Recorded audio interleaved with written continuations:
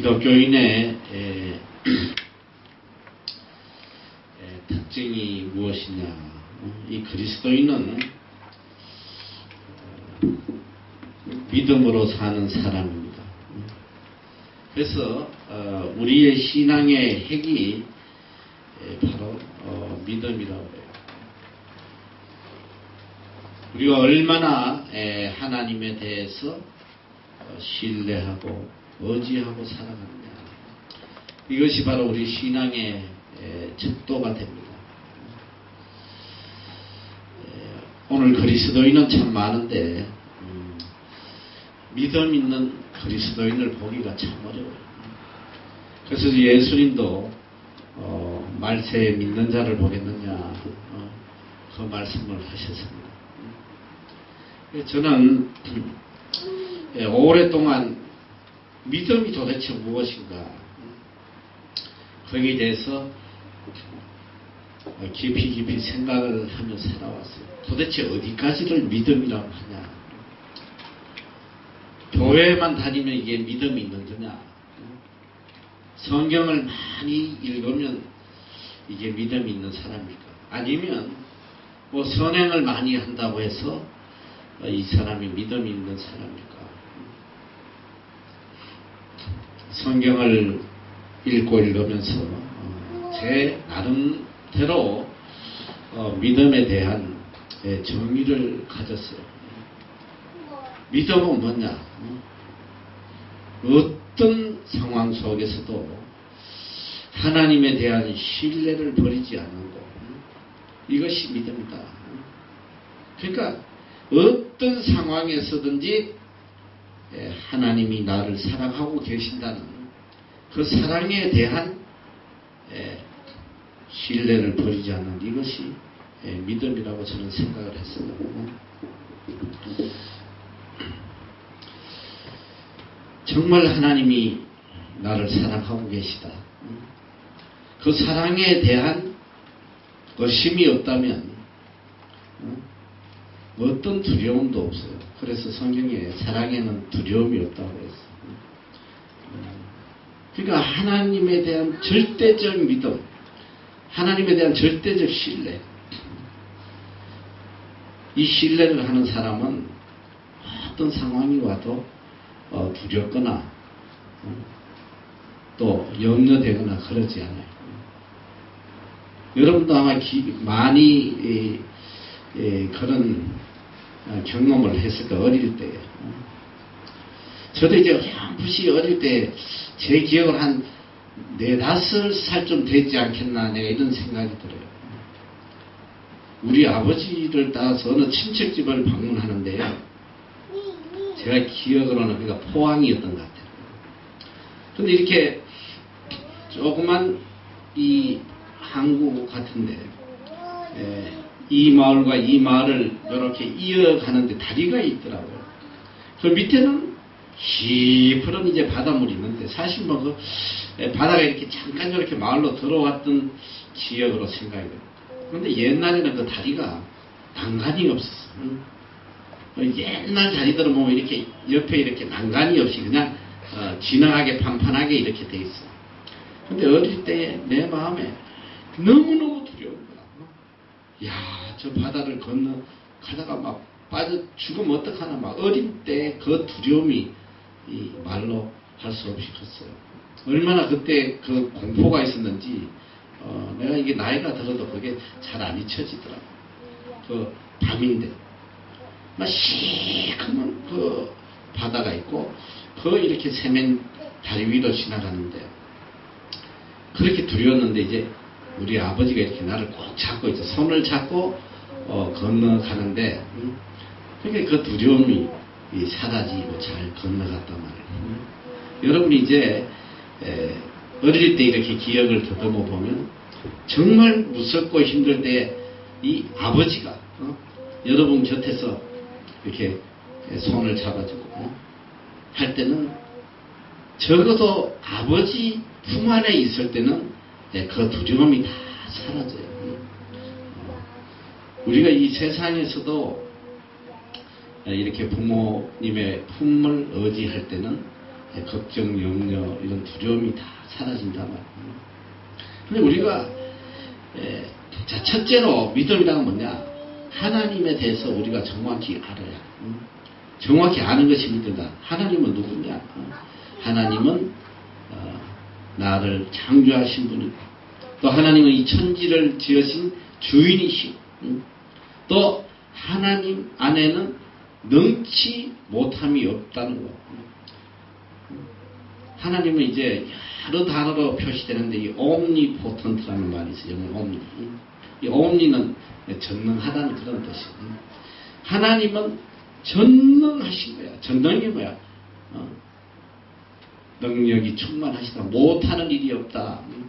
하나님 안에 능치 못할 일이 없다.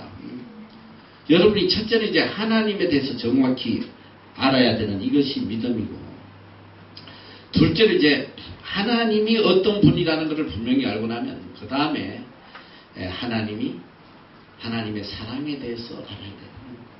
하나님이 나를 얼마나 사랑하시는 분인가. 여러분 지식적으로는 알잖아요. 하나님이 세상을 이처럼 사랑하사 독생자를 주셨다. 그래서 우리에게 구원을 주셨다. 영생을 주셨다. 요한복음 3장 16절 너무 잘 알잖아.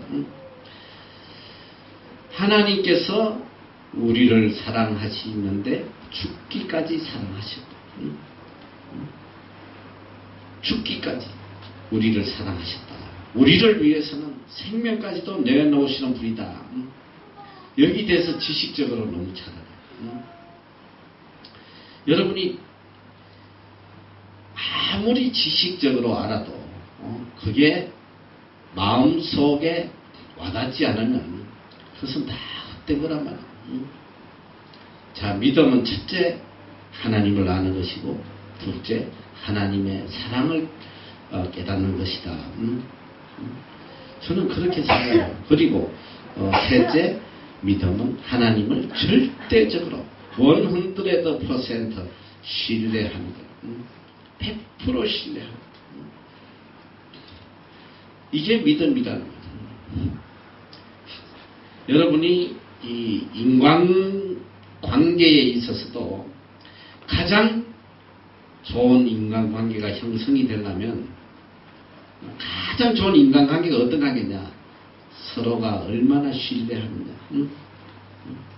그게 가장 좋은 인간관계를 형성하단 말이에요. 누구하고 제일 친하다 가깝다는 뭐냐면 그 사람을 제일 신뢰한다는 거예요. 여러분 이 세상에서 여러분이 제일 신뢰하는 사람이 누구예요? 부모님들 아니야. 뭐 아닌 애들도 있지만 통상적으로 부모 말 안 믿고 무시하는 나쁜 애들도 있지만, 제일 그래도 우리가 신뢰하는 것은 부모님이야. 적어도 아버지보다는 어머니를 더 신뢰할 거야. 왜? 어머니가 나를 낳아주셨거든. 그러면 나 때문에 희생을 하시고, 아버지보다는 어머니가 사실 희생을 훨씬 많이 하잖아. 애기 놓을 때부터 죽도록 고생하고, 또 그거 키우느라고 잠도 못 자고 얼마나 고생해. 그래서 아무래도 아버지 사랑보다는 어머니 사랑이 더 커요. 그래서 이 신뢰라는 것, 믿음이라는 것은 사랑과 비례해요. 내가 얼마나 신뢰하느냐는 내가 얼마나 그 사람과 사랑의 관계를 가지고 있느냐, 그것이란 말이에요. 오늘 하나님께서 우리에게 원하시는 것은 바로 이 믿음이에요. 믿음 없이는 하나님을 기쁘시게 할 수 없다고 그랬거든요. 성경이. 우리가 하나님을 절대적으로 신뢰하는 그런 마음 없이는 하나님을 기쁘시게 할 수가 없어요. 그렇게 믿음 안에 사는 사람은 어떤 상황 속에서도 그 하나님을 향한 사랑을 버리지 않아요. 믿음의 사람은 뭐냐? 하나님의 사랑을 배반하지 않는다. 죽음의 순간 앞에서도 담대하게 하나님을 신뢰하고 하나님의 뜻을 따라가는 이것이 믿음의 사람이에요. 그래서 히브리서 11장에는 보면 정말 믿음의 사람들이 어떻게 살았는지, 그 믿음을 지키기 위해서 악형을 받고 칼에 배임을 당하기도 하고 돌에 맞아 죽기도 하고 그렇게 죽어가면서도 그들의 마음속에는 기쁨이 충만했다는 거죠. 이게 믿음의 사람이에요. 그래서 오늘 우리가 이제 신앙생활을 하면서 얼마나 하나님에 대해서 절대적 믿음을 가지고 사느냐. 왜냐하면 우리가 믿음을 가져야지만 하나님을 기쁘시게 할 수 있고 또 하나님이 주시는 능력을 우리가 체험할 수 있거든.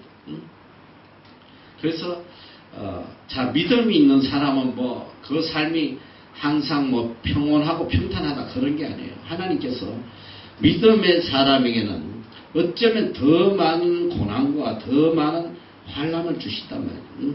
왜? 사랑하는 자를 단련시키고 더 귀하게 만들기 위해서.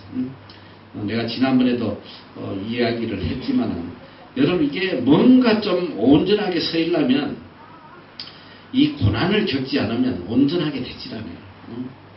지난번에 내가 못 이야기를 했죠. 새 이야기를 했지만 이 새가 강철로 서기 위해서는 죽도록 얻어맞아야 돼요. 이게 계속 얻어맞아서 이게 단단해져야지만 그게 제대로 된 새로서 구실을 하는 것처럼. 여러분 사람도 그래요. 어려움 없이 평탄하게 자란 사람은 절대로 큰 일을 할 수가 없어요. 왜? 어려운 일이 오면 그걸 이겨나갈 수 있는 힘이 없거든. 전혀 그런 능력이 없어요. 그래서 성경에도 보면 하나님께서 사랑하는 자에게 더 많은 환난과 고난을 주셔서 단련시키시는 거예요. 단련시키셔요. 자, 그런데 이 고난을 통해서 우리의 믿음이 확고하게 된다. 하나님을 향한 믿음은 반드시 고난을 통해서 더 단단하게 되어가요. 평탄한 사람에게는 이 온전한 믿음이 생기질 않아요. 많은 고난을 겪어야지 그때야 비로소 하나님을 향한 믿음이 온전하게 된단 말이죠. 자, 그래서 우리가 이제 그리스도인으로서, 그리스도인이 뭐냐? 그리스도인은 믿음으로 사는 사람이다.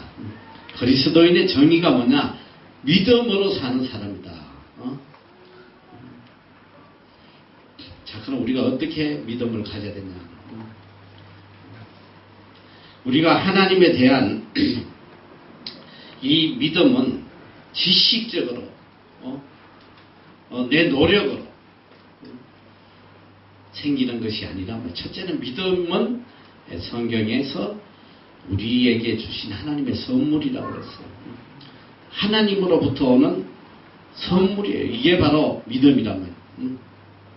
믿음은 오로지 하나님으로부터 온 선물이다. 그런데 자, 이 믿음을 선물로 받은 우리의 자세는 어떻게 되냐?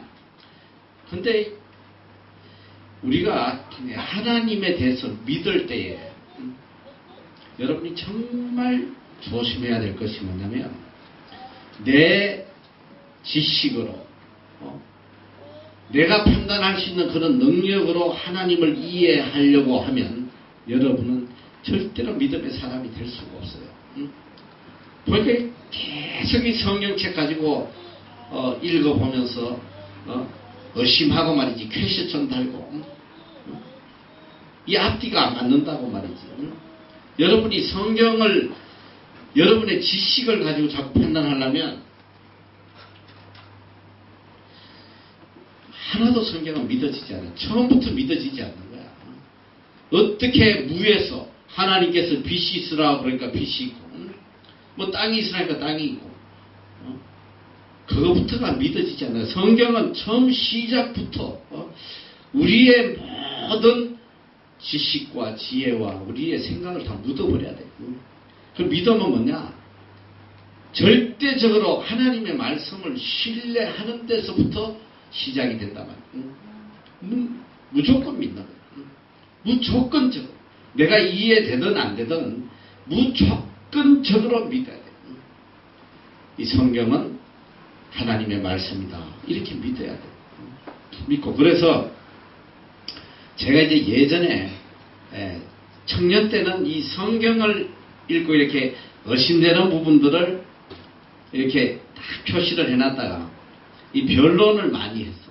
뭐 이게 옳았냐 저게 옳았냐 해가지고 변론들을 많이 하고 말이지. 나름대로 뭐 정의를 하고 이랬는데 여러분 그것만큼 악한 것이 없는 거야. 어떻게 인간의 머리로 하나님을 이해하려고 하겠어?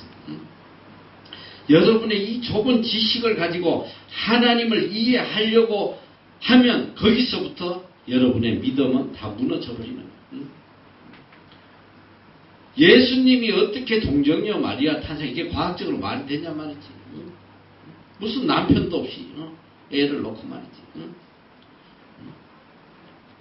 그래서 하나님께서 이 하나님에 대해서 우리가 하나님을 알아가는 가장 첫 단계가 뭐냐면 절대적으로 하나님의 말씀을 신뢰하고 믿고 따라가도록 했습니다. 그래서 여러분 지식을 다 버려야 돼. 여러분 자신을 부인해야 돼. 그래서 믿음의 생활의 시작은 뭐냐? 저는 그래 자기 부인이 우선돼야 돼. 셀프 디나이얼. 내 존재를 부인해야 돼. 내 생각, 내 지식, 내 판단을 다 부인하고 절대적으로 하나님의 말씀을 신뢰함으로부터 시작이 되는 거예요. 여러분이 세상에서도 봐요. 우리 어릴 때는 달에 토끼가 사는 줄 알았어. 개수나무가 무슨 나무인지 몰라요. 개수나무 위에 토끼 2마리 해가지고 달에서는 뭐 토끼가 사는 줄. 그 당시만 해도 뭐 사람이 달에 갈 수 있다고 생각하면 이거는 뭐 다 미친놈이라고 그러지. 누가 그 말을 믿겠어요? 응?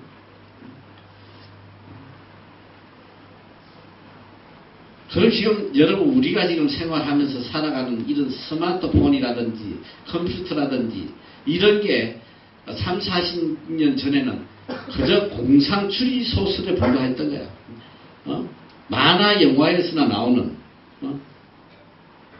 그런 것들이 그 당시에서는 우리 머리로 도저히 이해할 수도 생각조차도 할 수 없었던 것들이 지금 현실로 나타나고 있단 말이에요.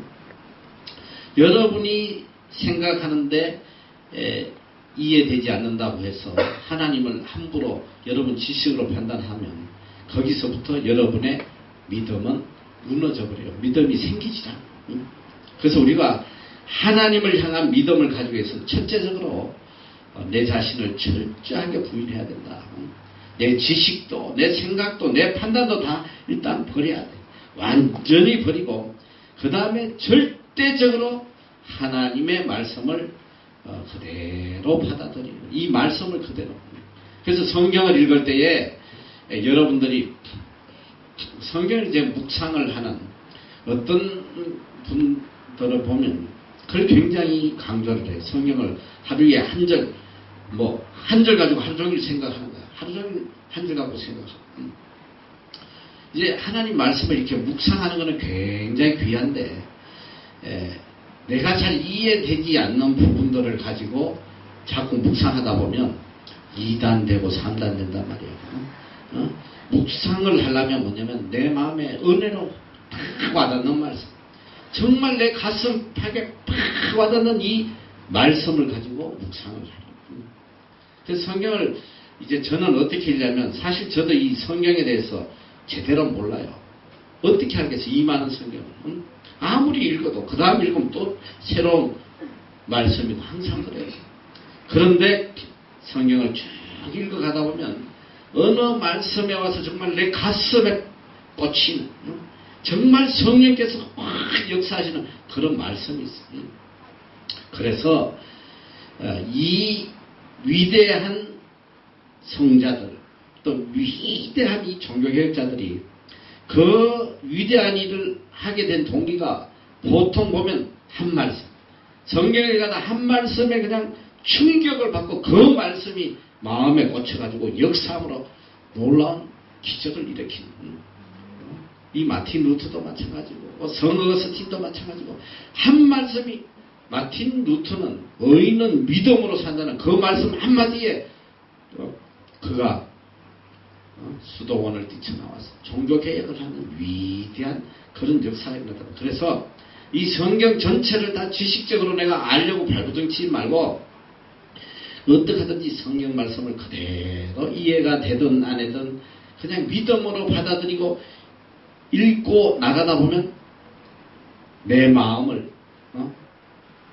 정말 사로잡는 놀라운 성령의 역사가 일어나는 그런 말씀들이 있어요. 그리고 그 말씀을 무조건 믿어. 그리고 첫째는 하나님의 말씀은 성령으로 기록된 거라는 이걸 믿고 무조건 말씀에 순종하는.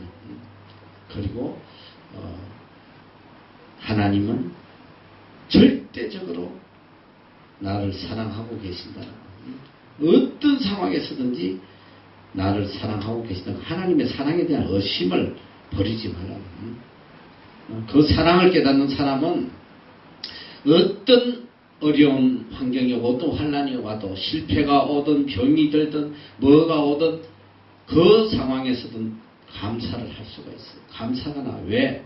이 모든 환경을 주시는 분은 하나님이라는 것을 아니까. 나를 사랑해서 주시는 하나님의 은혜라는 것을 알기 때문에 어떤 상황에서도 감사와 감격이 나올 수 있단 말이죠.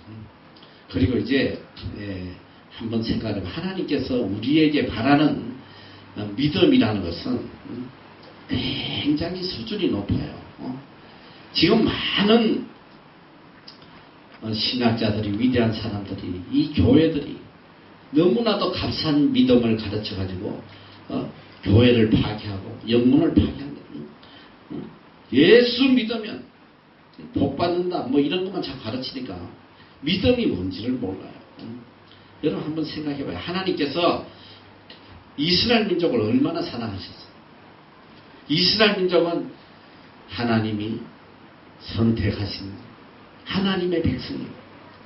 얼마나 사랑하시고 그래서 이 이스라엘 민족 하나님의 백성들을 데리고 하나님의 나라 가나안 땅에 와서 이스라엘이라는 나라를 세워서 하나님께서 직접 통치하시면서 직접 그들과 대화하면서 하나님의 사랑을 복을 쏟아부어 주시기를 원하는 그 하나님의 뜻이 계셨다. 그래서 이스라엘 민족을 애굽에 430년간 노예 생활을 끝내고 그들을 인도해내서 적과 끈이 흐르는 가나안 땅. 자, 이들을 데리고 나오셔요. 그리고 하나님이 이들을 데리고 나오시기 전에 얼마나 하나님이 그들을 사랑하시고 얼마나 하나님이 전능하시고 얼마나 하나님이 위대하신 분이라는 거 그걸 보여주셨단 말이에요. 보여주셨단 말이에요. 10가지 재앙을 통해서 한두 가지도 아니라 10가지 재앙을 통해서 나는 10가지 재앙을 좀 외워보려니까 너무 많아서 잘 안 외워져. 자꾸 헷갈려. 뭐 지대가 나왔나 이대가 나왔나 새대가 나왔나 뭐 하도 이상한 짐승들이 막 나오고 하니까 헷갈리더라. 왜 하나님께서 10번의 재앙을 보여주셨냐. 한 번 그냥 기적을 보여주시면 되지 왜 10번을 하셨나. 제 나름대로 깨달은 거예요. 인간이 너무나 패역하고 너무나 악하니까 한두 번 보여줘가지고 그때는 할렐루야 하다가 돌아서는 또 까먹어버려요. 이게 인간이란 말이에요. 적어도 하나님 보실 때 10번은 그냥 기적을 보여줘야지 그래도 갔으면 좀 그래서 이스라엘 민족이 이끌어 나오실 때 하나님께서 계속 하시는 말씀은 뭐냐. 너희를 인도해낸 하나님이다. 너희를 인도해낸 사람이 바로 나 여호와 하나님이라는 것을 계속 강조하시는 거예요. 너희가 우연히 나오는 것이 아니다. 모세가 나오는 것이 아니고 바로가 보내주는 것이 아니고 오직 여호와 하나님 내가 너희를 인도해 하나님입니다. 그리고 그 많은 기적을 보여주시고 이제 이끌어오시면서 그들의 믿음을 대속케 하시는 얼마나 이들이 나를 신뢰하는가.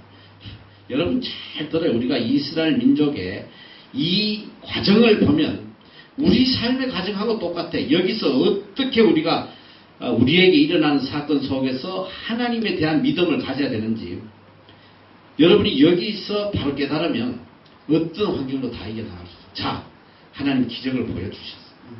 그리고 이스라엘 민족을 끌고 이제 쫙 오는데 살 길을 가서 얼마 오지도 않았어.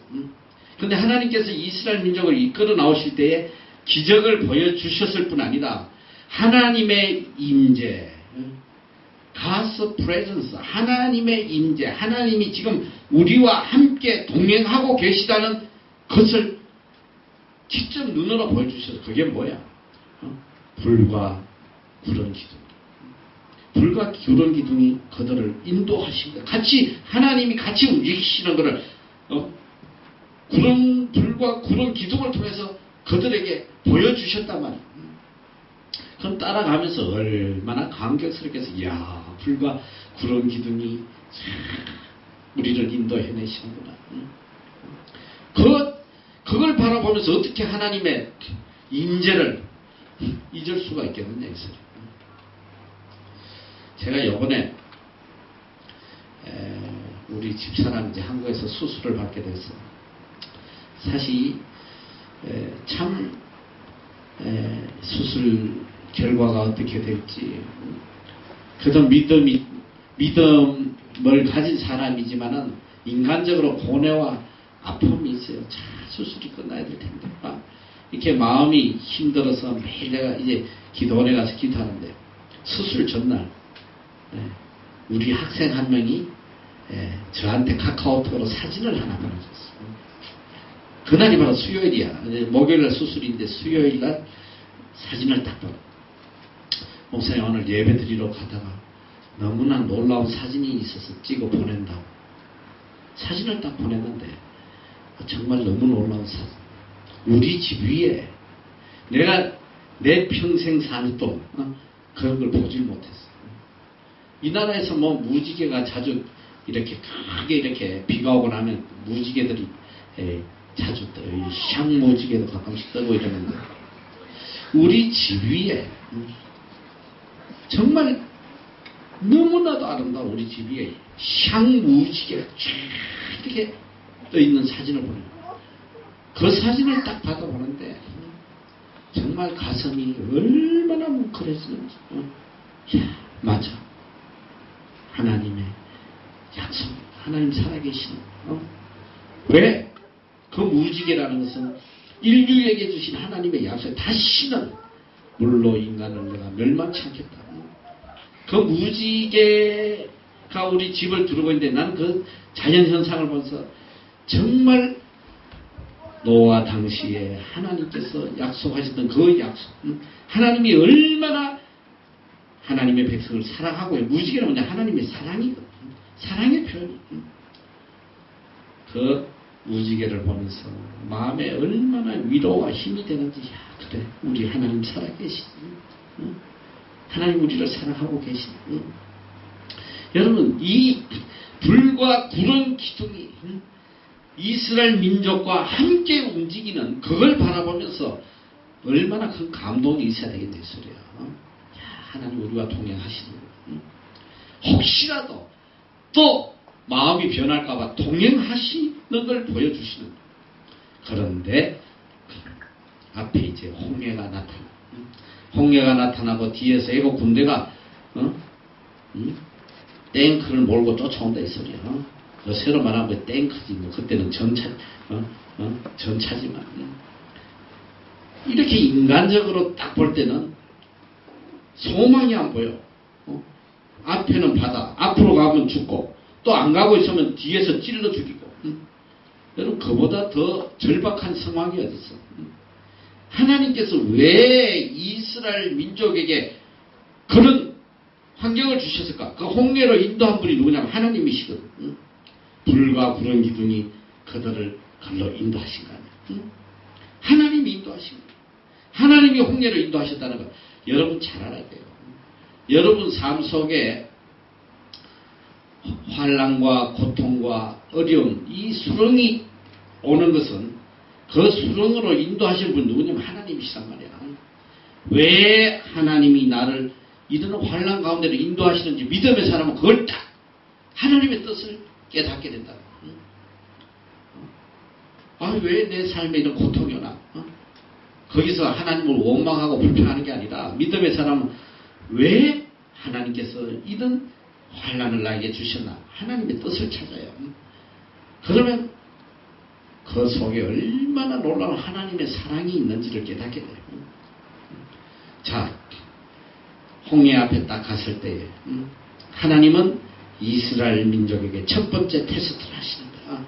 그래, 너희를 인도해낸 여호와 하나님, 내가 너희를 인도해냈고 너희에게 내가 전능하신 하나님이라는 것도 내가 너희들을 정말 사랑한다는 거 다 보여줬는데 얼마나 나를 신뢰하나 한번 보자.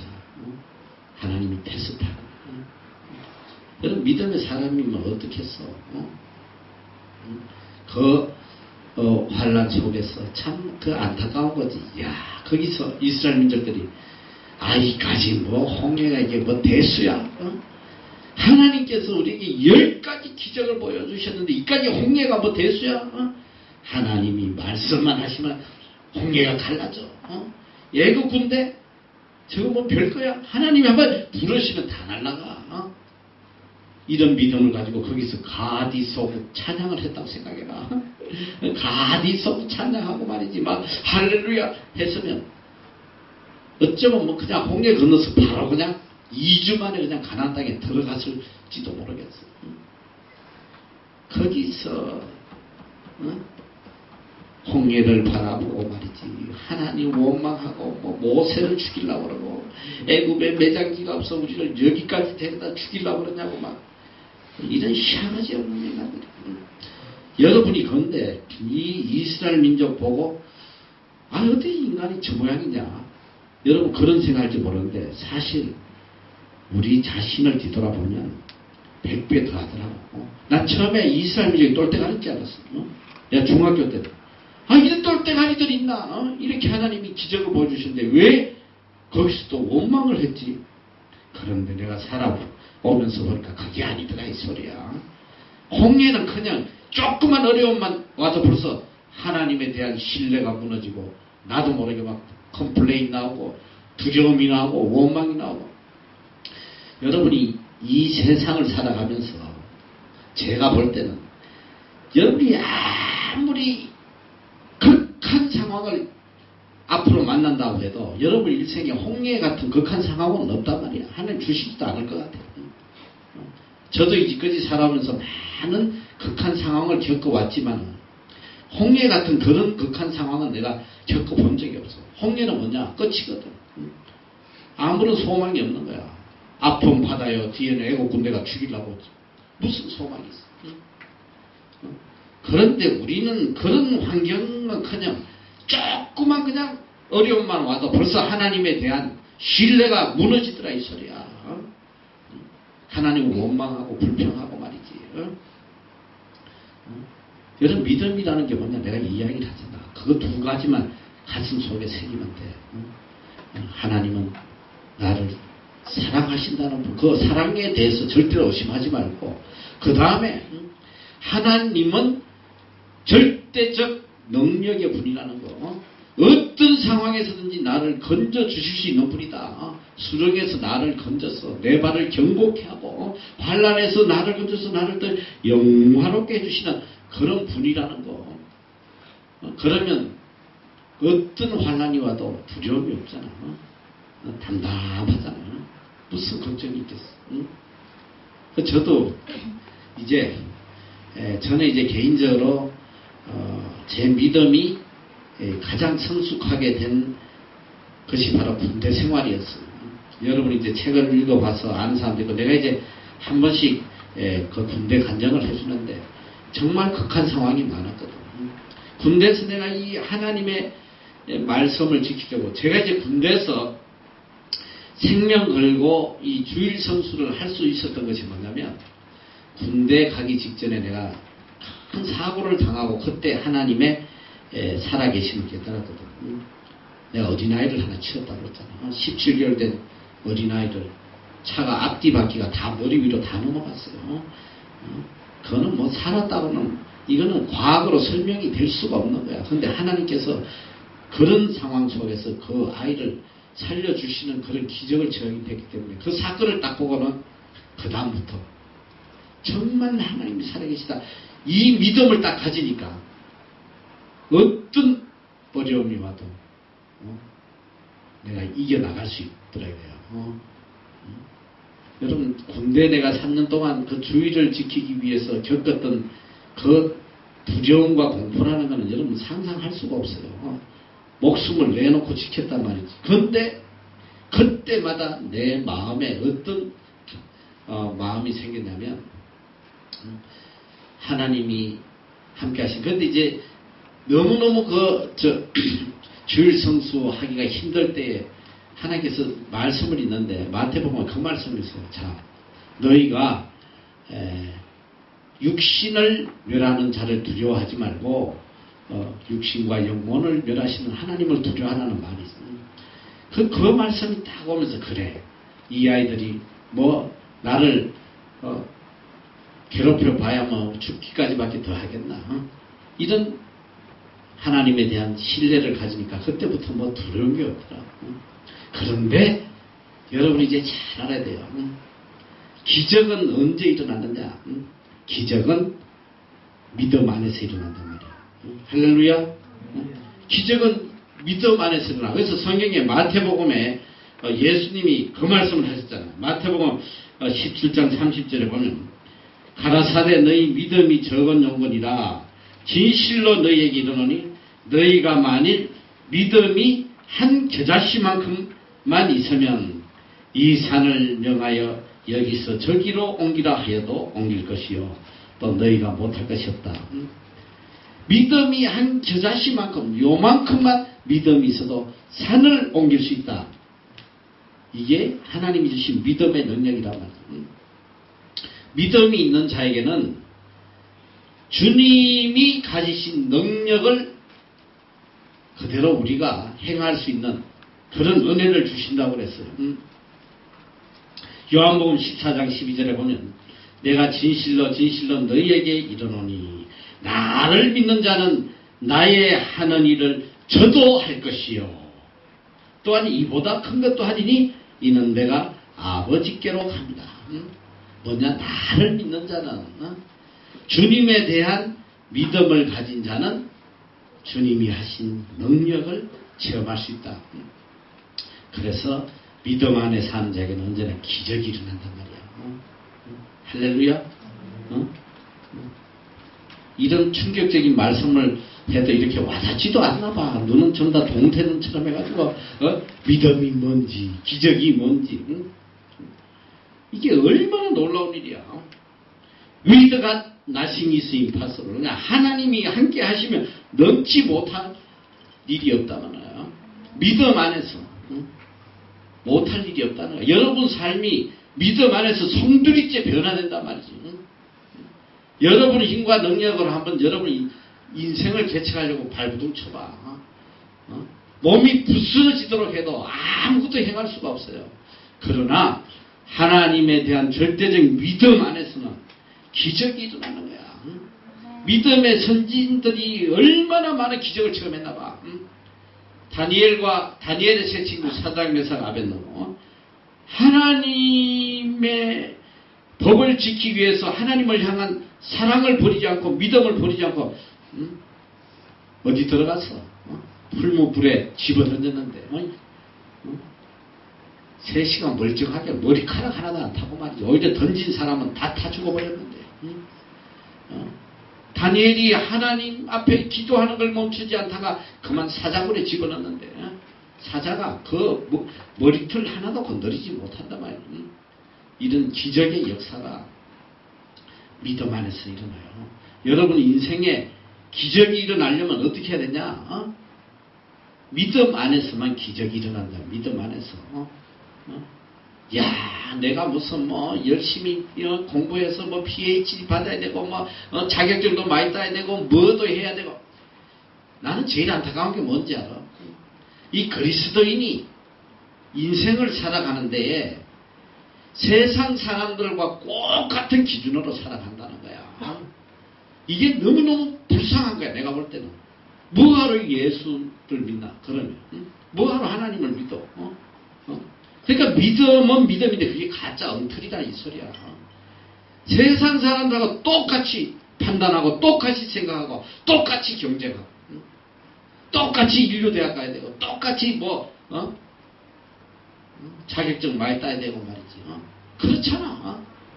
예수 믿는다고 그러면서도 내 인생의 성공의 길이 세상이 인정해주는 그런 카테고리에 내가 맞춰야지만 성공한다. 그 믿음의 사람과 믿지 않는 사람 차이점이 뭐야?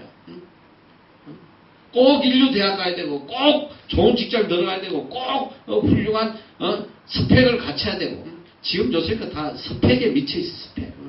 나는 그 스펙이 무슨 뜻인지도 모르겠어. 유서들 맨날 무슨 스펙이 웃자는데 스펙이 뭐야? 백그라운드야? 백그라운드가 뭔데? 모르잖아. 스펙이라는 게 내가 보니까 어떤 그 퀄리피케이션을 이야기한대. 자격. 어느 자격을 갖춰야 된다. 스펙을 갖춰야 된다. 자격을 갖춰야 된다. 있어요. 여러분이 세상 사람들하고 똑같이 토플 990점 맞아야 되고 대학을 어디까지 나와야 되고 무슨 PhD. 여러분 그렇게 살지 마라. 오늘 그리스도인들은 믿음으로 사는 거야. 알아? 믿음으로 산단 말이야. 하나님을 향한 절대적 믿음으로 살고 그 믿음 안에 에브리신 다 있단 말이야. 하나님을 신뢰하는 절대적 믿음 안에서는 언제나 기적이 일어난단 말이야. 기적. 놀라운 기적이 일어나요. 어떤 기적이냐? 쉽게 이야기하면 그래. 너희들이 이제 세상의 성공 추세를 이야기한다면 너 믿음 안에 사람만큼 출세하는 사람이 이 세상에 누가 있겠어? 요셉이 봐. 요셉이. 요셉이가 17살 때 노예로 팔려가가지고 30세까지 무려 인생의 가장 청춘의 시대 가장 스펙을 쌓아야 될 순간 그는 뭐 했냐? 노예로 죄수로 보냈다 이 소리야. 그는 13년 동안 무슨 스펙을 쌓았냐? 노예니까 마당 잘 쓰는 스펙, 청소 잘하는 스펙, 그런 거겠지. 나무 잘 쪼개고. 여러분 만약에 요셉이가 세상 사람의 스펙을 갖추려고 했으면 그는 일평생 아무것도 못해요. 인생 밑바닥에서 그냥 밥이나 빌어먹고 살아야 돼. 노예로서. 너는 미친 목사가 아이들에게 그따위로 가르치는 걸 내가 봤어. 여러분 잘 들어. 얼마나 지금 현혹을 하는지 몰라요. 요셉이가 애굽의 총리가 된 것은 첫째로 요셉의 피나는 노력이 있었다. 이런 헛소리하고 자빠졌어. 그리고 둘째로 그가 이 보디발 시대장 그 시대 안에 있는 감옥에 있었기 때문이다. 여러분 그 시대 안에 있는 감옥에는 왕궁에 있는 죄수들만 들어가는데 일반 프리즌하고 달라. 그러니까 왕궁에 있는 고관 대작들 이런 사람들이 반역하고 이러다가 들어가는. 그러니까 그 감옥에 와 있는 죄수들은 굉장히 스펙이 있는 사람이야. 인텔리전스. 그 나라의 고위 관료지고 학문적으로 뛰어나. 그러니까 감옥에 있으면서 그 요셉이가 정말 운 좋게 이 인텔리전트들이 있는 감옥에 있어서 애굽에 대한 학문을 많이 배웠다는 거예요. 그가 그렇게 자기 스펙을 감옥에서 쌓았기 때문에 그가 애굽의 총리로서 일할 수 있게 됐다. 이따오 소리예요. 애들은 다 속아는 거예요. 감옥에서도 정말 요셉은 열심히 공부했구나. 여러분 성경에 요셉이가 감옥에서 공부했다는 말이 어디 있어? 시편에 보면 요셉이가 착고에 매여 있었다. 착고에 매였어. 그리고 성경의 창세기 45장 이후에 보면 계속적으로 하나님 말씀이 뭐냐면 하나님께서 요셉과 함께 하셨다. 여호와께서 요셉과 함께 하셨다는 거예요. 함께 하셔서 그가 형통했다고 기록하고 있어. 여호와께서 요셉과 함께 하심으로 그가 형통했다. 보디발의 집에서도 형통했고 감옥에서도 형통했고 요셉이가 그렇게 위대한 대애굽 제국을 통치할 수 있는 그런 위대한 능력이 어디서 나냐? 오직 하나님을 향한 믿음에서 나왔단 말이야. 할렐루야. 이렇게 아멘 소리가 이게 희리mol통해. 할렐루야. 여러분이 여기에 대해서 확고한 그런 믿음이 있어야 돼. 여호와께서 요셉과 함께 하셨기 때문에 그가 대애굽 제국을 통치할 수 있는 능력이 하나님께로 나왔다. 또 그를 올려주신 분이 누구냐 이 소리야. 죄수에서 죄인에서 어떻게 국무총리가 되도록 그게 오직 하나님의 능력이란 말이지. 바로에게 꿈을 꾸게 하시고 그걸 또 이 요셉에게 꿈을 해석할 수 있는 능력을 주시고 모든 일들이 다 하나님이 하시는 일인데 하나님이 행하시는 이 기적이 누구에게 일어나느냐? 하나님을 향한 절대적 믿음을 가진 자에게서 일어난다. 요셉이가 무슨 내가 이 애굽 땅에 와서 어떻게든 살아남으려면 이 애굽의 스펙을 내가 갖춰야 돼. 애굽의 문화도 익히고 애굽의 언어도 익히고 애굽의 여러분 속지 말아요. 여기서 영어 잘해야지만 하나님이 영어에 대한 스펙을 가져야지만 하나님이 사용하신다면 나 같은 사람이 뉴질랜드에서 빌어먹어야 돼. 내 영어가 이게 무슨 영어라고 할 수가 있어. 내가 말하면서도 너무 신기해. 알아들어주는 사람. 나도 잘 못 알아듣는데 어떻게 알아듣나 싶어. 여러분 왜? 저는 그런 생각을 자문자답을 내가 참 많이 해. 하나님 앞에. 하나님 어떻게 해서 인간의 기준으로 볼 때 가장 능력 없고 가장 보잘것없고 가장 하찮은 저를 들어서 이 땅에서 적어도 한국인으로서 가장 귀한 일을 감당하게 하십니까? 저는 그렇게 생각해요. 나는 뭐 남들이야 어떻게 평가할지 모르지만 뭐 교만하다고 할지 모르지만 적어도 나는 하나님 앞에 이 뉴질랜드 땅에서 뭐 하나님께서 나만큼 귀하게 서는 분이 있을까 이런 생각을 내가 자주 해요. 왜? 나는 너무너무 하찮은 사람.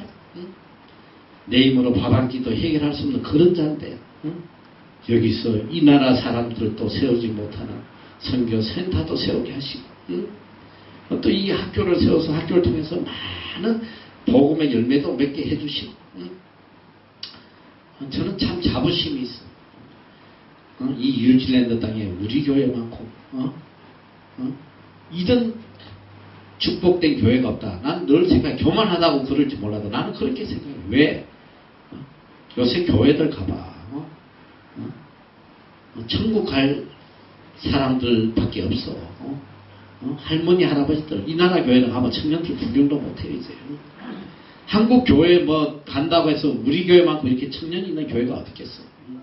그리고 매일매일 이렇게 새로운 사람들이 와서 복음 듣고 변화되는 교회가 어딨냐 이 소리야. 적어도 나는 이 부분에 대해서 너무너무 자부심을 가지고 하나님 앞에 감사하고 감격하고 정말 큰 보람 속에 살아간다. 어떻게 해서 나 같은 이 하찮은 존재에게 이런 기적이 일어났나. 그 답을 찾을 수가 없어요. 답은 딱 한 가지야. 그래도 어떤 상황에서든 절대적으로 하나님을 신뢰하려는 그런 조그만 믿음, 이 조그만 믿음을 보시고 하나님께서 지금까지 나를 들어서고 계신다는 내가 얼마나 실수가 많고 얼마나 부족하고 흠이 많은 사람인데도 불구하고 제가 늘 여러분들에게 그러잖아요. 여러분이 적어도 그리스도인이면 적어도 하나님과 나와의 관계에 있어서 그 신뢰가 깨지면 그거는 끝나는 거야. 알아? 여러분, 부모와 자식 간의 관계가 뭐야? 사실 부모보다도 내가 뭐 더 친밀한 사람도 많이 있을 수 있어. 그러나 아무리 내가 친밀한 관계를 가져도 부모와 나와의 관계와 같을 수는 없다 이 소리야. 세상 사람들은 아무리 친밀해도 좀 어떻게 하다가 이렇게 마음이 안 맞으면 한순간에 신뢰가 깨져버려. 왼수돼버려. 뭐 같이 뭐 그냥 죽고 살 것처럼 지내도 조금만 서로 간의 감정에 검이 가면 왼수된단 말이야. 이게 세상 사람들이야. 그러나 부모와 자식 관계는 그렇지 않아. 얼마나 부모 입장에서 자식을 보면 사가지가 없을 때가 얼마나 많아. 이런 사가지 없는 놈이 있나. 평생 먹여주고 키워주고 내 먹을 거 안 먹고 먹이고 했더니 이게 내 말을 안 들어. 부모 말에 순종을 안 해. 너희도 한번 생각해봐. 세상 사람들이 그렇게 걸었다면 당장 그냥 왼수되지. 근데 부모와 자식 간에는 그런 게 아니야. 아무리 실수가 많고 아무리 잘못된 일을 해도 이 사랑의 관계는 끊어지지 않는 거야. 절대로. 아무리 내가 부모한테 실수한다고 해도 이 사가지 너 오늘부터 내 자식 아니야. 꺼져. 그런 부모가 세상에 어디 있겠어. 그래도 또 그래. 엄마 아빠가 날 맨날 야단치고 말이지. 자꾸 상처 주고 한다고 해서 당신 오늘부터 우리 엄마 아빠 아니야. 딴 데 가서 알아봐. 그게 아니잖아. 우리가 하나님과의 우리에 강해서 물론 우리도 연약하니까 얼마나 죄를 많이 지어요. 하나님 앞에 또 죄 짓고 쓰러졌다가 또 회개하고 일어서고 수도 없이 그러지만은 하나님께서 우리의 관계를 끊지 않으신단 말이야. 왜? 사랑하는 자녀이기 때문에. 그래서 여러분이 어떤 상황이 오더라도 하나님과의 관계에 이 신뢰를 무너뜨리면 안 되는 거야. 그게 끊어지면 끝나는 거야. 내가 비록 하나님 앞에 죄악을 행했어도 정말 하나님이 나를 사랑하신다는 거. 정말 하나님 안에 내가 있고 하나님 은혜로만 내가 살아간다는 거. 이거를 항상 마음속에 품고 있어야 된단 말이야. 그런데 문제는 뭐냐면 신앙생활을 하면서도 지 뜻대로 안 되고 지 마음에 안 들면 하나님과의 신뢰를 한순간에 끊어버리더라 이 소리야. 남인 것처럼 하나님을 향한 사랑이 사라져버려. 계속 하나님의 사랑에 대해서 의심을 가지고 말이지. 무슨 나를 사랑한다면서 뭐 이럴 수가 있어. 이러고 말이지. 여러분 큰일 나는 거야. 그래서 이 믿음이라는 건 뭐냐면 어떤 상황 속에서도 하나님의 사랑에 대해서는 의심할 수 없는 거야. 의심하지 않는 거야. 이게 믿음이라는 거야. 여러분이 그 신뢰를 가지면 여러분 삶에는 언제나 기적이 일어나게 돼 있어요. 하나님 역사하신단 말이야. 그러니까 우리가 아무리 많은 업적을 행하고 많은 선행을 하고 또 열심히 성경 읽고 기도하고 해도 하나님을 향한 절대적인 신뢰가 없어지면 큰일 난단 말이야. 그러니까 내 마음속에 항상 일평생 지켜야 될 게 뭐냐면 하나님은 나를 사랑하신다는 거. 사랑하시는데 어디까지 사랑하냐? 죽기까지 사랑하신다. 죽기까지 사랑하시고 그리고 하나님은 언제나 나를 최고로 만들어 주시기를 원하신다. 내가 그릇이 안 되고 내가 변화가 안 돼서 하나님이 크게 서시질 못할 뿐이지 지금이라도 내가 하나님 앞에 바로만 서면 하나님께서 나를 크게 이 땅의 복의 근원으로 머리 되게 하시고 크게 사용해 주신다. 이런 믿음을 가져야 돼. 참 재밌는 이야기야. 어느 여행자가 그랜드 캐년 폭포 가장자리에서 구경을 하다가 그만 발이 미끄러졌어. 벼랑에 구르는데 다행히 나무 가지를 잡았어. 나무 가지를 잡아 이제 매달려서 겁에 질려가지고 이제 소리를 치는. 거기 누가 없습니까? 저 좀 살려주세요. 좀 도와주세요. 막 소리를 지르니까 어떤 음성이 들려왔다. 그래, I am here. 내가 여기 있어. I am your Lord. 나는 너 하나님이야. 내가 너와 함께 하고 있다. 그러니까 할렐루야, 하나님이 함께 하시군요. 너무너무 감사합니다. 그래, 내가 너를 구해줄게. 그래, 한 가지만 물어보겠다. 너 나를 믿느냐? 예, 주님, 제가 확실히 주님 믿습니다. 매일 교회 나갈 뿐 아니라 새벽 기도도 나갑니다. 헌금도 많이 합니다. 또 주님이 물어봐. 정말 너가 나를 믿어? 제가 얼마나 주님을 사랑하는지 모르실 거예요. 정말 주님 절대적으로 믿습니다. 그래, 그러면 너가 지금 붙잡고 있는 나무 가지에서 손을 띄어라. 그러니까 한참 동안 말이 없이 조용하더니 다시 부러지기 시작해요. 거기 위에 누구 다른 사람 없어? 여러분, 이게 우리란 말이야. 우리의 모습이요. 우스운 이야기 같지만은 우리의 모습이야. 여러분이 정말 어떤 환경에서도 끝까지 하나님을 신뢰하고 있냐 이 소리야. 조금만 어려운 일 오면 하나님은 나를 사랑하시니 안 하시니 나를 버리셨니 헛소리도 하면서 말이야. 오늘 우리의 믿음의 한계가 문제예요. 여러분, 그리스도인의 삶에는 아무 문제가 없어. 노 프라블람이야. 아무 문제가 없어. 무슨 경제적인 문제가 있어? 건강에 문제가 있어? 아니면 어떤 성공에 문제가 있냐 말이야. 혹시라도 여러분 마음속에 문제가 있다고 생각하면 여러분 잘 깨달아야 돼요. 문제는 경제가 문제도 아니고 내 건강, 사업, 내 인간관계 이런 문제가 아니라 문제가 있다면 딱 하나밖에 없어. 그리스도인에게 뭐냐? 믿음이 없는 게 문제란 말이야. 하나님을 향한 믿음. 하나님을 향한 믿음만 가지면 no problem이에요. 아무 문제가 없어요. 무슨 문제가 있을 게 뭐 있어? 하나님이 계신데. 하나님이 다 알아서 해결해 주시는데 무슨 문제가 있냐 말이지. 여러분이 정말 잘 알아야 돼요. 하나님께서는 지금도 우리에게 얼마나 큰 축복을 내려주시기를 원하시는지 몰라. 여러분, 어떤 부모가 자식이 잘못되는 걸 보고 기뻐하는 부모가 누가 있겠어. 부모의 간절한 소원은 나는 비록 고생해도 내 자식이 잘 되는 게 부모 소원이거든.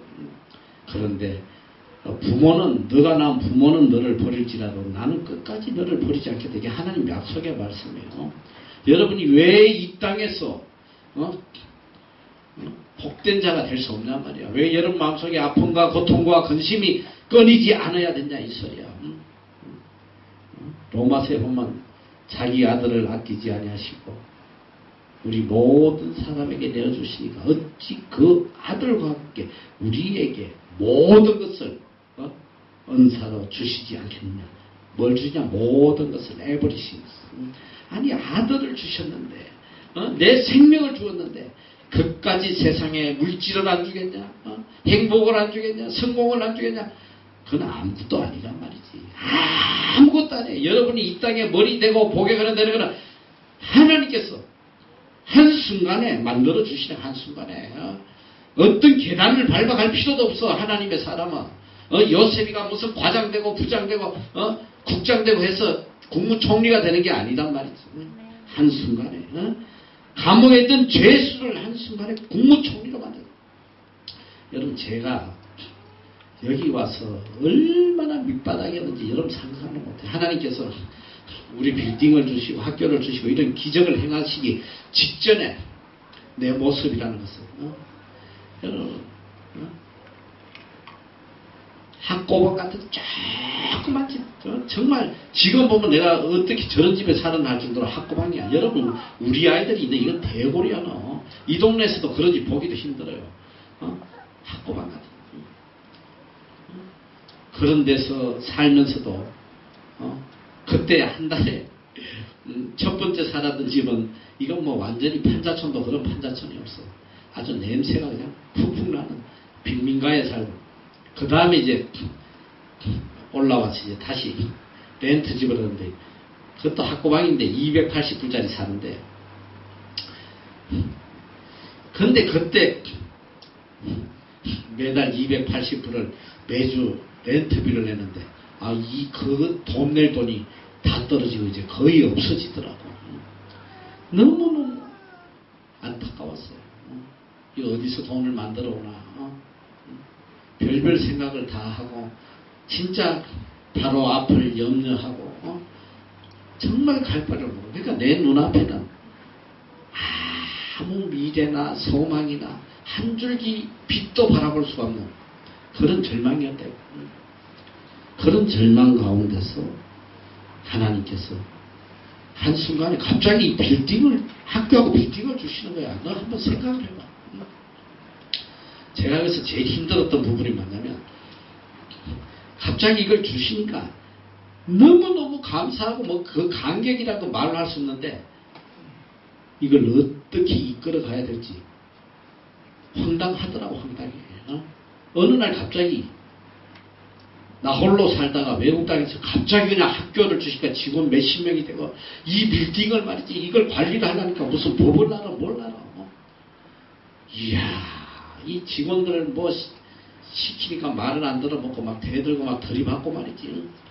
정말 처음에는 막 갈 바를 모르겠더라고. 근데 또 하나님께서, 그게 놀라운 게 뭐냐면, 여러분이 잘 알아야 돼요. 하나님께서 뭘 맡기시고 나면, 자, 첫째는 하나님이 맡겨주신 다음에는 그 맡겨주신 일을 감당할 능력을 주시는 하나님. 할렐루야. 내가 만약에 이 나라 이걸 잘 이끌어가야지 해가지고 이 나라 법을 공부해야지, 이 나라 건축에 대해서 알아야지, 이 나라 세입자들은 어떻게 다른지, 이 나라 세입자 법도 알아야지, 또 내가 영어도 능통하게 해야지, 내 힘으로 이걸 하려면 내가 진짜 머리가 다 빠지도록 공부하고 해도 이거 제대로 이끌어가지 못해요. 아무 노력하지 않아도 그 한 가지만 생각하는 거야. 어떻게 하면 하나님을 향한 믿음을 끝까지 지키나, 끝까지 어떻게 하면 믿음을 지킬까. 이런저런 어려운 사건들이 올 때마다 거기서 끝까지 하나님을 배반하지 않고 사람과 타협하지 않고 끝까지 하나님을 향한 믿음을 지켜갈까. 오직 그거 하나만 생각하는 거지. 정말 기가 막히네요. 그러니까 이걸 맡겨주시고 지금 이제 10년이 됐는데, 우리 하나님께 빌딩 주시고 10년이 됐는데, 10년 동안 저는 이걸 내가 좀 잘 이끌어가야 되겠다 해서 이 나라 법을 공부한 적도 한 번도 없고, 또 여기 이 결제하고 하려고 하면 은행 문제, 또 이 건축 문제, 법률 문제, 매달 내가 사인해야 될 서류들이 이만큼, 우리가 한 달에 뭐 어떤 데 몇 억씩 나가고 뭐 이래야 돼요. 그 일일이 다 내가 무슨 재주로 그걸 다 공부해서 하겠어. 내가 여러분들에게 단언하는데 10년 동안 내가 한 번도 어떤 법을 알아보려고 공부한 적도 없고, 한 번도 내가 영어 단어라도 하나 더 알아야 되겠다고 영어 단어 하나 더 배운 적도 없고, 한 번도 이 운영하는 데 필요한 지식을 배우려고 내가 애쓴 적이 한 번도 없다 이 소리야. 한 번도 없어요. 10년 동안 나는 오직 한 가지만 생각해. 한 가지. 하나님이 은혜로 맡겨주셨는데 이걸 어떻게 하면 하나님의 뜻에 합당하게, 하나님 기뻐하시는 대로, 또 끝까지 하나님을 배반하지 아니하고 내 삶의 제일 우선순위를 하나님으로 두고, 그거 하나만 생각. 그러니까 내가 할 수 있는 건 어떻게 하면 하나님의 뜻을 바로 깨닫나, 그것만 생각하는 거야. 어떻게 하면 하나님이 기뻐하실까. 하나님 기뻐하시는 일은 뻔하잖아. 하나님 맡겨주신 걸 통해서 하나님의 나라를 확장하고, 하나님의 복음을 전가하는, 이게 하나님이 기뻐하시는 거야. 그러니까 오직 모든 초점을 거기다가 맞추는 거야. 물질도 그래요. 여러분이 이 물질이 들어오니까 이거 예산 세워가지고 어떻게 하면 경제적으로 아껴가지고 절약해가지고 재산을 불리고 말이지. 그랬다면 나무는 오래전에 망했어. 물론 제가 굉장히 돈을 절약하고 아끼는데 선교에 대해서는 하나도 안 아껴. 하나도 안 아낀단 말이야. 복음을 전해야 되면 하나님이 주신 물질을 주신 목적은 오직 하나. 복음을 위해서 설하고 주신 거다. 구제와 선교를 위해서 주신 것이다. 그러니까 이 물질도 뭐 예산 짜서 몇 프로 절약하고 어쩌고 저쩌고 이랬다면 벌써 내가 망했을 거야. 우리에게 하나도 없어. 딱 한 가지만 하는 거야. 나는 10년 동안 한 번도 예산을 짜본 적도 없고 한 번도 무슨 결산을 해본 적도 없고 그냥 오늘이라도 서야 되면 선교를 위해서 우리가 꼭 해야 됩니다. 이 구제는 우리가 해야 될 일이다 하면 그냥 아낌없이 서버리라. 그럼 하나님께 맡기는 거야. 그러면 하나님이 알아서 다 챙기시고. 여러분 사실 지금 뉴질랜드도 이 10년 동안 경제 위기가 몇 번을 오고 지금 여러분 우리 주위에 있는 이 마누카우의 빌딩들이 거의 다 비어있어 지금. 우리 빌딩 바로 앞에 너희들 까만 빌딩 있지. 하얀 까만 빌딩 거기 텅텅 비어있었어. 세입자가 하나도 없어. 거기 있던 세입자가 우리 빌딩으로 다 왔거든. 국세청이 거기다 다 와버려. 텅텅. 그리고 우리 주위에도 얼마나 여러분 이렇게 빌딩 갖고 있다가 망한 사람이 얼마나 많아. 내가 이제 10년을 뒤돌아보면 10년 동안 우리만큼 성공적으로 경영을 한 사람은 난 한 명도 없다고 생각해. 우리만큼 성공적으로 경영을 한 사람 하나도 없어. 누가 있냐? 하나님이 하시네. 하나님이 하셨단 말이야. 하나님께서. 지난번에도 내가 잠깐 이야기를 했잖아. 하나님께서 무에서 땅을 주셔가지고 그 땅을 팔아가지고 500만 불을 주셔가지고 이 빌딩을 사게 해서 시작하게 했는데 10년 동안 내가 은행 빚을 처음에 내가 어떻게 해야 될지 몰라가지고 우리 뉴질랜드 매니저한테 맡겼더니 이놈이 뭐 예산 잡아가지고 무조건 빨리 빚을 매년 70만 불씩 갚자 해가지고 한 번 1년인가 2년인가 빚을 갚았다고. 그러면 이제 지금쯤 와서는 빚이 하나도 없었겠지. 그런데 내가 한 1, 2년 하다 보니까 이거는 도저히 내가 할 짓이 아니라고. 내가 무슨 재산 모으려고 있는 것도 아니고 빚을 갚다 보니까 선교를 할 수가 없는 거야. 선교를 아무것도 못해요. 학교도 장학생도 늘리지도 못하고. 이건 아니다. 선교하자. 무조건 선교하자. 내가 그래서 2년인가 빚 갚다가 딱 멈추고 지난 8년 동안은 빚을 1푼도 안 갚았어. 빚을 1푼도 안 갚고 계속 빚을 더 갖다 쓰는 거야. 더 갖다 써. 더 해야 되니까. 애들 장학관 사야 되니까. 장학관 사는 거 전부 다 은행 빚으로 그냥 다 사모아버리게 다. 지금도 뭐 계속 사모지만 빚으로. 그런데 사실 인간적인 방법으로 망했어야 돼. 계속 빚만 늘어나고 망했어야 되는데. 그런데 하나님이 하신 일이 얼마나 놀라운지 봐. 우리가 500만 불로 시작했던 이것이 지금 내가 어림잡아 보니까 지금 우리 IRD 빌딩이 2,500만 불이 나가. 지금 우리 있는 빌딩도 최소한 1,500만 불에 팔릴 수 있어. 그럼 두 개만 해도 4천만 불이야. 거다가 우리 땅 500만 불짜리 있지. 이미 우리 집들 지금 사모은 게 지금 1,000만 불이 넘어요. 지금 어제도 한 채 샀거든 내가. 어제도 한 채 사고 아마 이번 주에 한 두세 채 더 살 거야. 그래서 내가 다 오판해놨어. 밥만 오면 돼. 우리 지금 사는 집만 해도 1,000만 불이 넘어. 자, 한번 계산해봐. 빌딩이 4천만 불, 집이 1,000만 불, 땅이 500만 불. 지금 이거만 하면 얼마야? 5,500만 불. 그럼 한번 생각해봐. 우리 빚이 좀 있어. 빚이 얼마냐? 한 1,500만 불 돼. 1,500만 불을 빼도 500만 불로 시작했는데 4천만 불이 되더라. 우리 하나님이 이등분이란 말이야. 할렐루야. 오직 믿음으로. 오직 믿음으로 살면 항상 기적이 일어나요. 오직 믿음으로. 오직 믿음. 우리는 그냥 오직 믿음으로 하나만 생각하는 거야. 어떻게 하면 하나님께 영광을, 어떻게 하면 복음을 확장하고, 무슨 영혼에게 복음 주나, 그거 하나만 생각하면 되는 거야. 그게 뭐냐? 믿음이라는 게 뭐냐? 또 믿음은 하나님을 향한 사랑이고, 또 믿음은 하나님의 뜻을 쫓아가는 게 믿음이야. 응? 하나님의 뜻을 100% 쫓아가는 거야. 어떻게든 내 뜻이 아니고 하나님의 뜻을 쫓아가는 그런 믿음을 가지고 살면 항상 기적이 일어나는 거야. 여러분 잘 알아야 돼. 기적은 언제 일어나냐? 성공해서 기적을 일으키는 게 아니란 말이야. 믿음으로 살 때 기적이 일어나요. 믿음으로 살 때 기적이 일어나. 그래서 위대한 하나님의 사람인 무디 목사님에게 어떤 날 한 청년이 찾아왔어. 이렇게 목사님은 성경 말씀을 사랑하고 그 말씀으로 평생을 살아오신 분인데 목사님 성경책 한번 보고 싶습니다.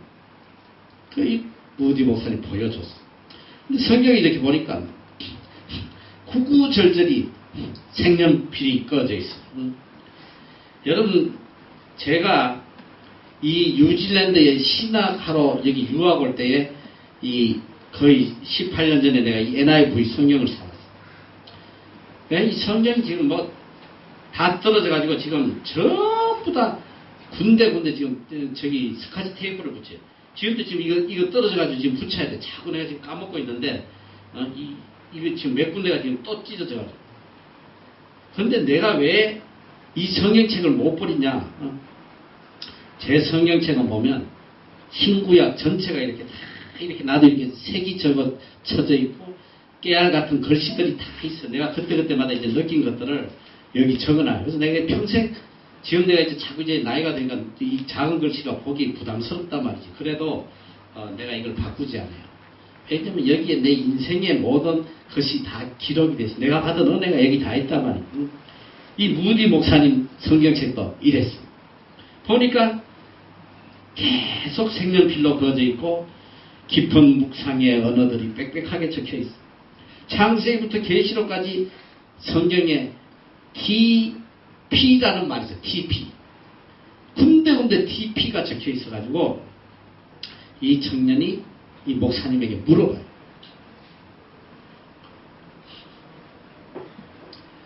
목사님 도대체 이게 무슨 뜻입니까? TP가. 그때 이제 핑거대고 설명 목사님 이렇게 해요. 이것은 try and probe의 약자다. try and probe. 실험해봤더니 입증이 되더라는 거예요. 시도해봤더니 하나님의 말씀을 듣고 그대로 시도해봤더니 probe 그대로 이루어지더라. 여러분이 하나님 말씀을 100% 믿고 의심하지 말고 믿고 하나님 말씀대로 그대로 실행해보면 기적이 일어나요. 그대로 이루어져요. 저도 일생을 살아오면서 내 인생을 이끌어가는 것이 오직 하나님의 말씀이에요.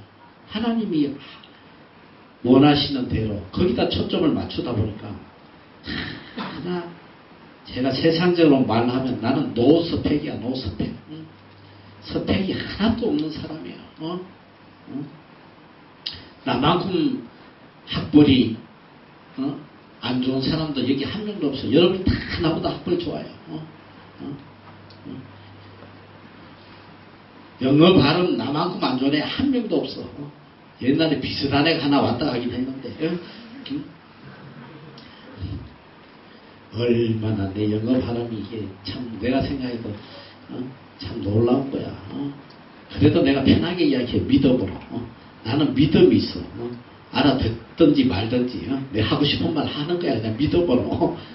아쉬움 알아듣겠지 뭐. 이렇게 생각하고. 내가 재밌는 이야기가 우리 학교에 공부하라던 초등학생 한 놈이 이제 주일날 예배를 드리고 점심시간에 밥을 먹는데 옆에 와가지고 걔가 뭐라 그랬지. 꼭 축새같이 생긴 애인데 그때 초등학교 5학년인지 이놈이 나를 이렇게 쳐다보면서 목사님인데 왜 그랬더니 애들이 처음에 이렇게 여기 영어 배우러 오면 내 영어를 듣고 감탄을 해요.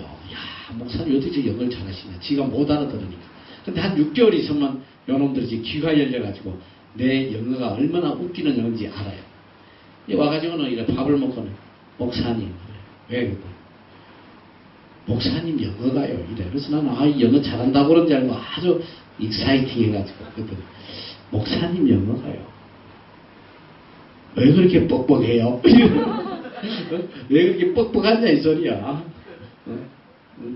이 뻑뻑은 안 고쳐져 죽을 때까지. 사실 뭐 이 영어로 산다는 게 정말 오로지 하나님 원해지. 오직 믿음으로 영어도 하면 돼. 오직 믿음으로. 그래서 오늘 제가 이제 여러분한테 너무너무 강조하고 싶은 건 뭐냐. 세상 사람들과 같은 그런 가치관을 갖고 살지 말란 말이야. 나도 자격증이 있어야 돼. 나도 뭐 대학원 가야 돼. 나도 무슨 PhD 받아야 돼. 여러분이 그런 가치관을 가지고 산다면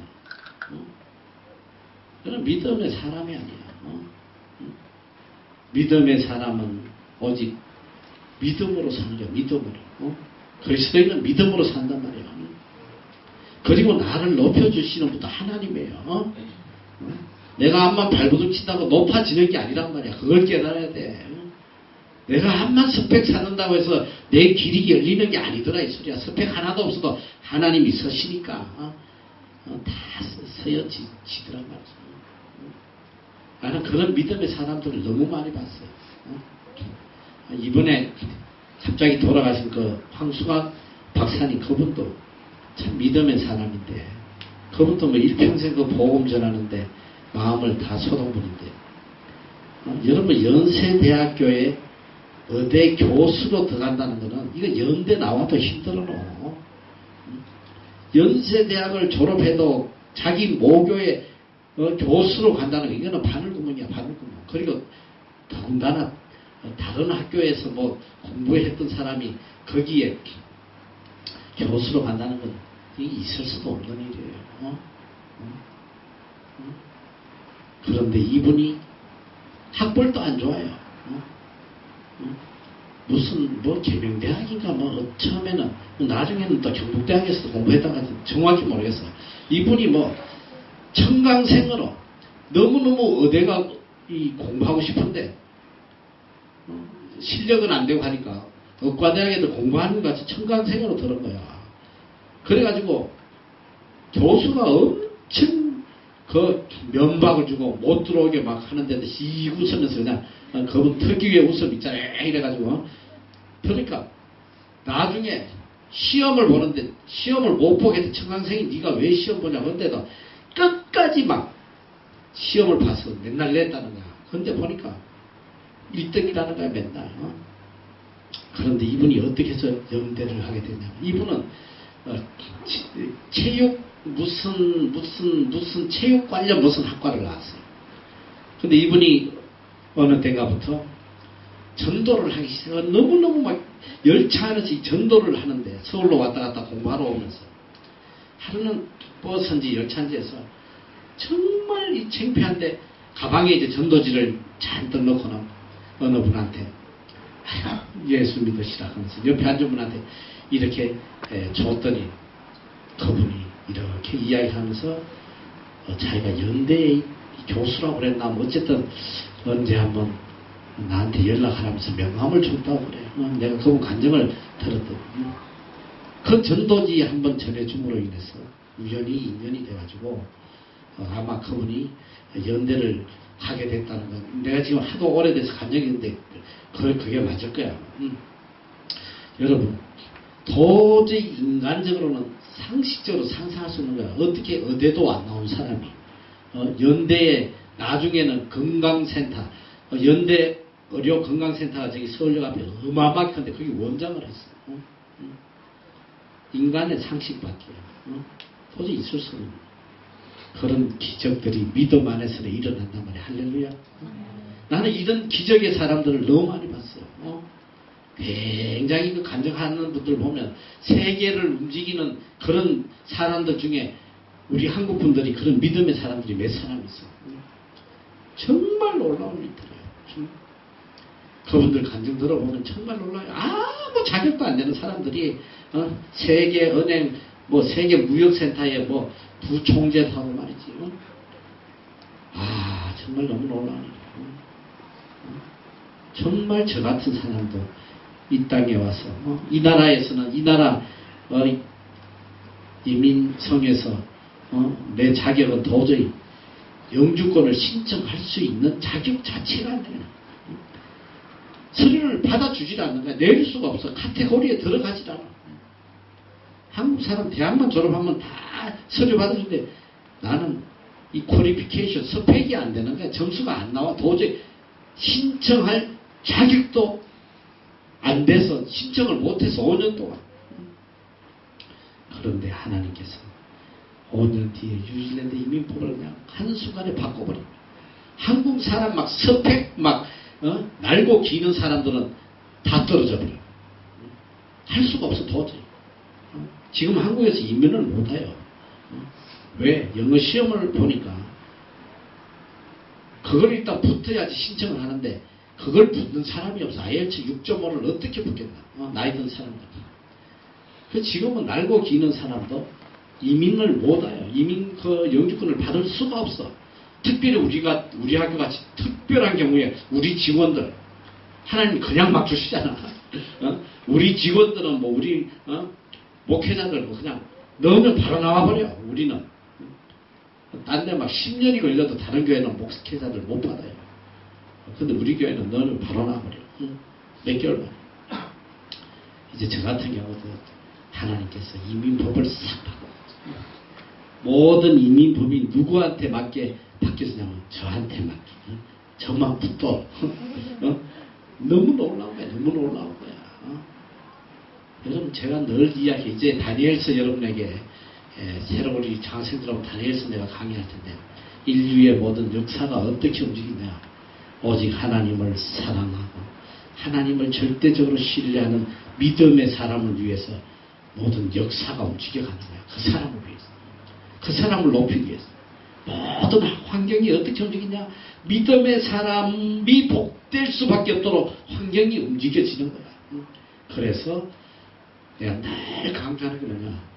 환경 바라보지 말고 사람 바라보지 말고 오직 하나님만 바라보고 하면 모든 사람들이 모든 환경들이 나를 복되게 하기 위해서 움직여가고 있다는 거. 이건 눈으로 보이잖아. 눈으로 보여. 어제도 우리가 집을 하나 샀는데 놀라운 일이에요. 지금 여기 뉴질랜드 집값이 미쳤어요. 지금 막 폭등을 하고 있어요. 지금. 하나님께서 저에게는 이 나라 집값이 제일 바닥일 때 한 2년 전에 특별히 저에게 그런 마음을 주셔서 집을 사라. 너무너무 강하게 제 마음에 빨리 집을 사더라고요. 그래가지고 지난 2년 동안 제가 여기 집을 거의 10채 이상 샀어요. 막 사모가 나오기만 나오면 이 동네 나오면 다 사버리거든요. 은행 돈이 내 돈이니까 다 사버려요. 그래서 지금까지 어제까지 내가 15채를 샀는데 정말 하나님께서 놀라운 역사를 하시는데 우리 집들 하나하나 산 것들이 기적같이 어떤 집은 그냥 반값에 산 거 반값에 있을 수도 없는 기적이 일어나서 그냥 주다시피 한 그런 집들이 많아. 좋은 집들이. 그래가지고 했는데 아니나 다를까 지난 2년 동안 갑자기 집값이 폭등하기 시작한 거야. 지금은 요 몇 개월 사이에 집들이 막 이런 옛날 집들이 막 1억씩 올라가. 1억씩. 지금 몇 개월만. 그러니까 보통 이 나라 이제 CV라고 뭐냐면 정부에서 매겨준 그 집의 가치가 있어. 가격이. 원래 이제 보통 그 가격 건방이든지 좀 아래에서 집을 살 수 있었는데 지금은 그 가격표에 20% 내지는 30% 더 줘야 살 수 있어. 그러니까 40만 불이면 지금 뭐 한 거의 55만 불 뭐 이상 가야지만 산단 말이지. 그렇게 많이 올라. 지금 한순간에. 그래가지고 요 근래에 와서 계속 집을 지금 보러 다니면서 지금 사고 있는데 집이 아니면서 여기 보타리에 집이 방 2개짜리가 붙은 2개의 집이 나왔는데 내 눈에는 보니까 그게 뭐 금방 60만 불 가치는 충분히 돼요. 근데 정부 고시가가 거의 한 47만 불에 잡혔어. 근데 이분이 48만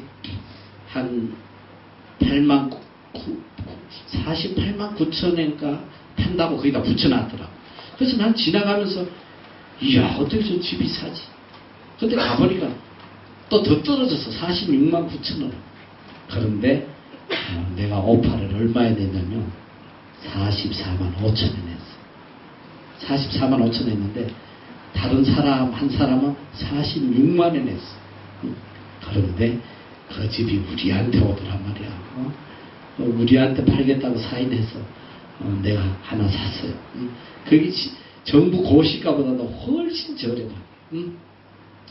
두 채 좋은 집을 샀단 말이지.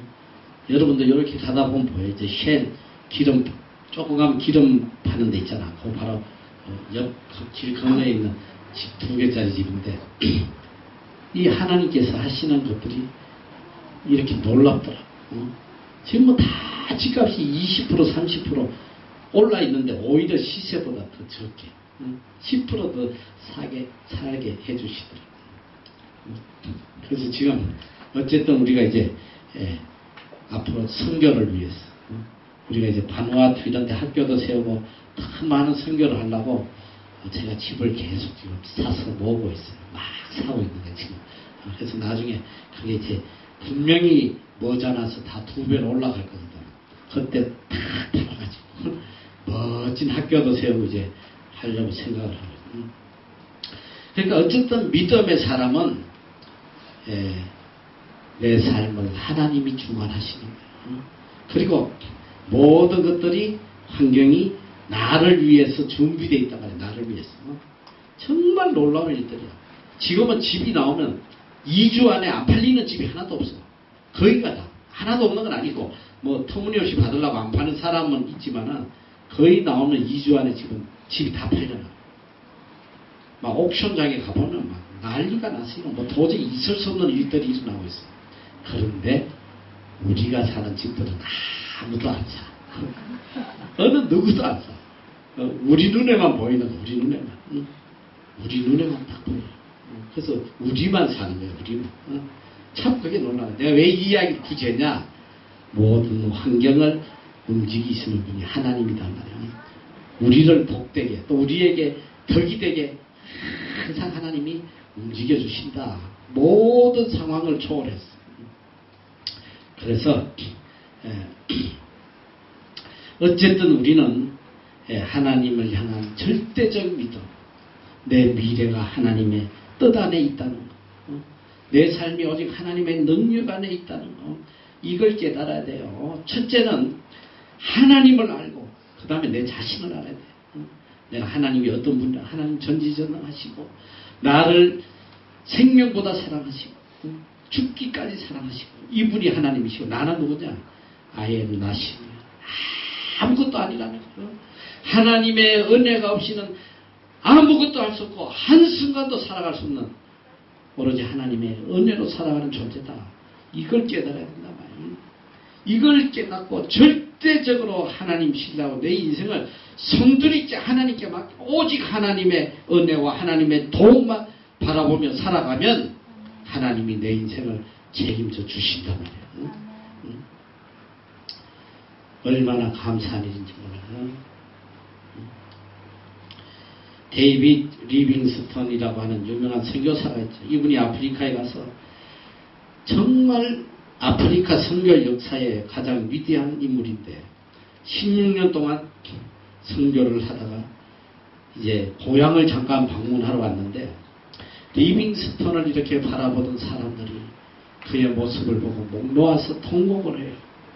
차마 눈 뜨고 볼 수 없는 그런 초라한 모습을 27번이나 열병에 앓아서 뼈만 남아있고 앙상하게 뼈가 드러난 그 몸을 보면서 또 오른쪽 팔은 사자한테 물려가지고 그냥 덜렁덜렁 흔들리고 있고 모두가 마음이 아파서 눈물을 흘리고 위로하는데 글래스코 대학에 가서 젊은이들에게 이제 강연을 하는데 한 대학생이 이런 질문을 해요. 선교사님, 그 어려운 고통을 어떻게 이길 수 있었습니까? 그는 담담하게 이 말씀을 해요. 바로 마태복음 28장 말씀이에요. 마지막 예수님께서 말씀하시죠. 볼지어다 내가 세상 끝날까지 너희와 항상 함께 있으리라. 이 말씀 한마디를 믿고 그 모든 어려움들을 능히 이길 수 있다는 하나님을 향합니다. 나와 함께 하시겠다는 그 말씀을 전적으로 신뢰하고 믿었다는 겁니다. Surely I am with you always to the very end of age. Surely I am with you always. 참 너무 멋지만 surely가 뭐야? 반드시 내가 너와 함께 할 것이다. 여러분 이 약속의 말씀을 믿어요. 하나님이 지금까지도 여러분과 함께 하셨고 천국 가는 그날까지 여러분과 함께 하실 거라고 약속하고 계시죠. 여러분 그런데 무슨 염려와 두려움이 있겠어. 주님이 나와 함께 하신다는데